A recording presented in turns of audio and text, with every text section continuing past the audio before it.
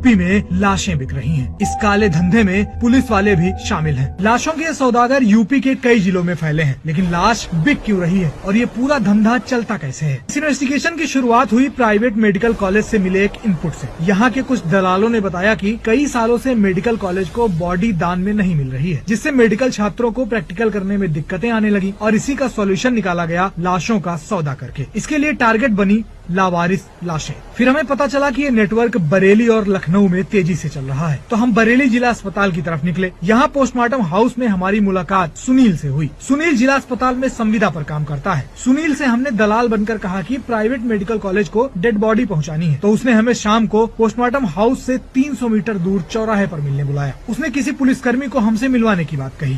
चाहे तो कहो तो हम कल आ जाएं साहब से बात करवा के, क्योंकि ये देखो पर्सनली एक बात होगी साहब से। ऐसा नहीं है कि सबके साथ में, क्योंकि अगर उस चीज को मानेंगे तो कुछ भी नहीं हो सकता। जो हमारे थाना क्षेत्र की होनी है। हाँ हाँ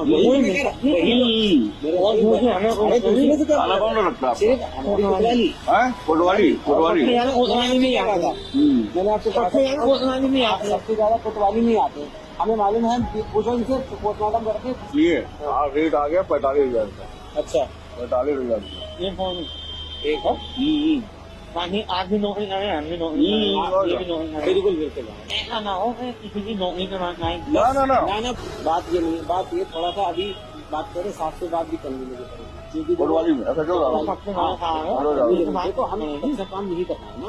अब उनसे आप बात कर रहे हैं, हम क्या बात करें? नहीं हम नाम आपका क्या नाम है? मेरा नाम नरेंद्र। सिपाही नरेंद्र ने हमें ये भी बताया कि पहले पोस्टमार्टम करवाने की जिम्मेदारी उन्हीं के पास रहती थी। ये अभी हुआ, पहले पूरा ख्याल मेरे ऊपर था।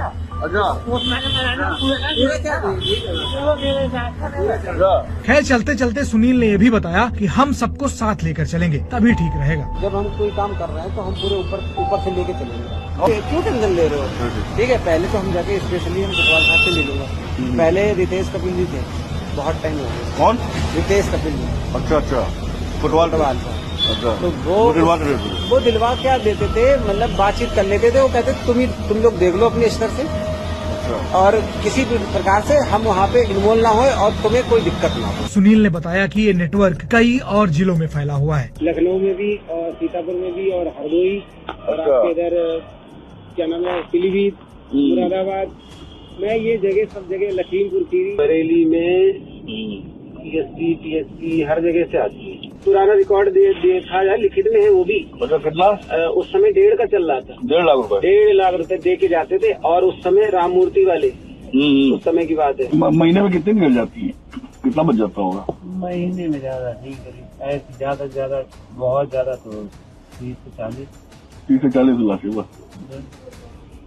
अब ये भी जान लेते हैं कि लावारिस शवों को लेकर नियम क्या है। दरअसल जब पुलिस को शव मिलता है तो सबसे पहले उसका पंचनामा करते हैं, फिर शव की पहचान करने की कोशिश की जाती है। अगर 72 घंटे तक पहचान न हो तब शव को लावारिस मानकर पोस्टमार्टम करवाते हैं। इसके बाद नगर निगम को सौंप दिया जाता है और अंतिम संस्कार होता है। और खेल भी इसी के बीच में होता है। शव के लावारिस होने का पता चलते ही थाने से सिपाही और अस्पताल से दलाल एक्टिव हो जाते हैं। फिर कागजों में शव का अंतिम संस्कार भी करवा दिया जाता है और इसका खर्च भी अपनी जेब में रख लेते हैं। इसके बाद शव के खरीदारों से 40 से 50 हजार रुपए में डील होती है।